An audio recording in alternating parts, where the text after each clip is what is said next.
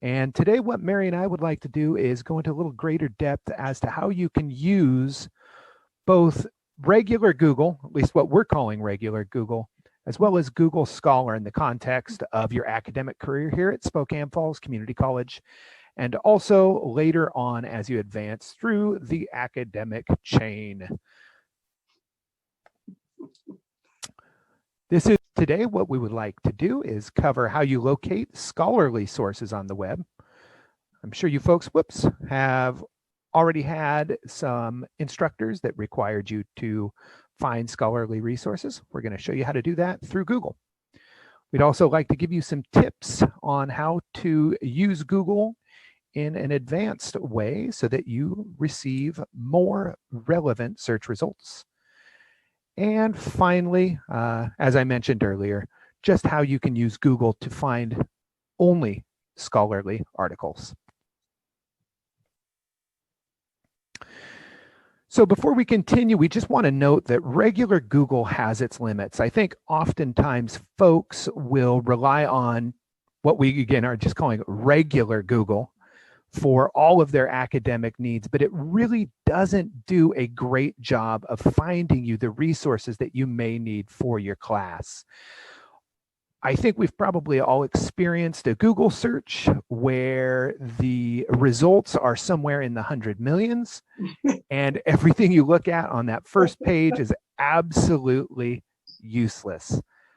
The reason for that is that Google indexes, I can't say all of the internet, but much of the internet. And the results that you're getting back from Google are prioritized based on its algorithm. And often that means sites that are commercial in nature, not necessarily academic. So what is that to be academic or scholarly, as you've probably heard it in your courses? Really, scholarly sources, I think, are best explained as more of an editorial process than anything else. They are publications written by experts, reviewed by other experts in that field, and have a couple really helpful features such as a reference page and parenthetical citation that you folks can use to double check what that particular author has written about, or also to further your own research. I'm going to actually stop there. That was a very brief introduction to scholarly sources, but are there any questions? Or Mary, would you like to make a comment on that end? The one thing that I would note about scholarly sources is everything that Ben has said, but typically scholarly sources are based on research or studies done. And that really designates the difference between what you typically will see even in some of the databases we research and suggest you use that are going to be referencing not only scholarly articles, but also magazines, newspapers, trade journals, which are not necessarily based on research or studies. There is quite a bit of difference between them, and you can tell that by content, and we'll get into that just a teeny bit today.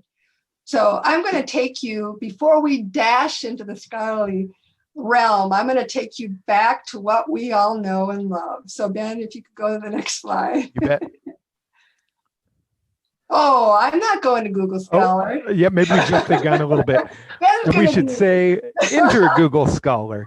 And this, of course, is the interface that we'll be looking at a little bit later. But I want you to note how it very much resembles regular Google. Other than adding the scholar word to Google and then the bullet points underneath the articles and case law, you're probably not going to really notice a difference at this beginning search phase. Mm-hmm. So just notice that you may find comfort in the fact it looks the same, but the results are quite dramatically different when you do your searches.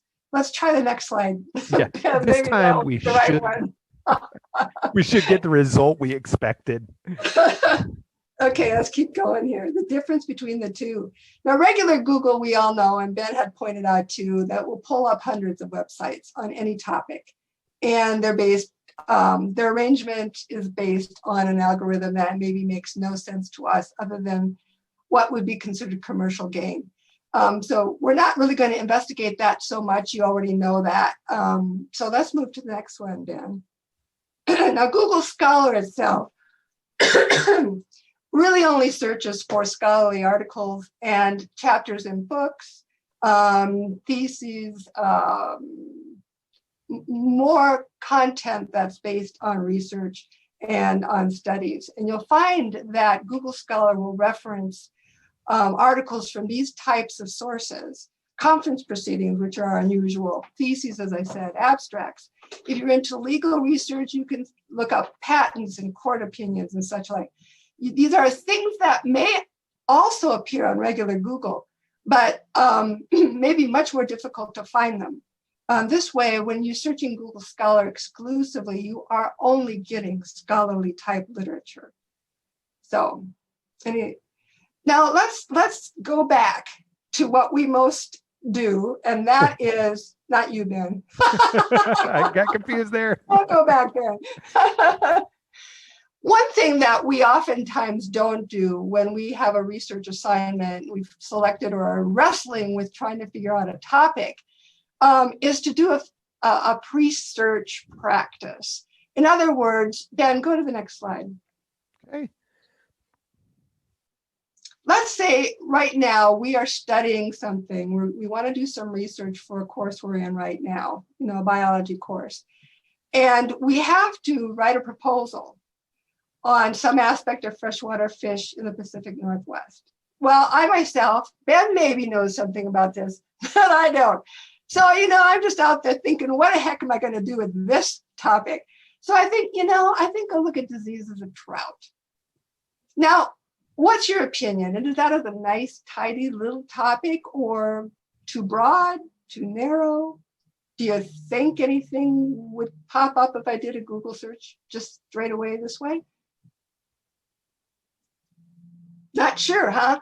Most of the time, we're starting with very broad topics. And so what we're going to do is jump into our beloved regular Google and try to get some background information on a topic that I know nothing about. I don't know the different kinds of trout. I don't know anything about the diseases of the trout. I barely know the Pacific Northwest because I wasn't born and raised here. So the reason why I'm going to pre-search is because I want to get background information. I want to get a better foundation from which to do more intense research. And it will help me to narrow the topic down, because right now it's pretty broad. Diseases can be anything, and I have no clue. And then also, I want to find out what kind of keywords and phrases are used by researchers out there on this kind of a topic, because I have no clue. What kind of diseases are out there? What are their names? What are their Latin names? I have no clue. And I also want to identify experts and organizations that might have done and likely have done research on the topic. So this is where regular Google is helpful. So let's pop into regular Google, Ben. Ben, you're frozen. Okay, he's back. Here it is, everybody. Technology. Don't leave me. Don't leave me. Okay. Here's just straight Google. And so, as you know, when you type a topic in, you got a couple of words or a phrase or something, you're typing them in. Google is so friendly and loving. It will give you a list of topics and phrases that might be suggested better used. Even from this first list, I'm getting some ideas. I see rainbow trout. Oh, well, apparently that's a kind of trout. So brown trout, that's two kinds of trout. So obviously I'm getting just a teeny bit of information about different types of species of trout. So Ben, let's go to the next one. Now I put trout diseases into my search box, and then my results appeared like this. Now this is a little small. Can everyone see this? Yes, okay. What I wanted you to focus on are the web addresses first. You can see the top one is nativefishlab.net. You go drop down, you see cpwstate.c.us, which I'm assuming is something to do with Colorado. Then I have researchgate.net, .gov is the next one. I've got a .com, I got a .gov again, and I got another .com. So this just illustrates what Ben was telling us and that we already know. It's just gathering all kinds of websites, some government, some .nets, which we really don't know what those engaged with, but and then .coms with YouTube, et cetera, et cetera. Now, I'm going to look through these like a good researcher, and I'm going to read some of those shortened descriptions of the website and see if there's anything in the web description that might be helpful. So this is where I get a piece of paper down and I start making notes of other phrases and keywords that I'm seeing in just this very early stage of research. And then I'm going to highlight which one of these websites look most interesting to me. So you can see that several are in purple. So I did take a look at those before I met with you today. So if I wanted to look at the wildlife.utah.gov website, I'll click it, and this is what I'll get for a result. Ben, do you want to just pop in there with the next slide?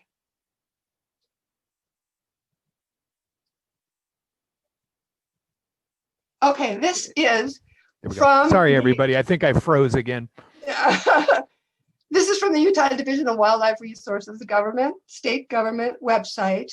And Ben, could you enlarge it a teeny bit? Because it's pretty small type. Now, what I've got is the name of a disease, a trout disease. So I'm going to keep track of that. I'm going to write that down. And as I read, you see the first highlighted phrase is, Ben, can you even say that? It's the Latin term for the disease. I'm going to write that down. I'm going to keep track of that. I'm going to print this off, or I'm going to annotate it or something. Then I drop down and I read a little bit more, and I can see if you go down and look at the couple of paragraphs that are highlighted and others, you'll see, especially in the 1, 2, 3, 4th paragraph, you'll see different kinds of fish or trout that are affected. So I'm going to keep note of that. There's a description of what the disease does to its victims. And then also I can see that several rivers, specific trout rivers, have been studied. So that's something else I want to note, that the Madison and Colorado rivers have been studied, and I want to research those.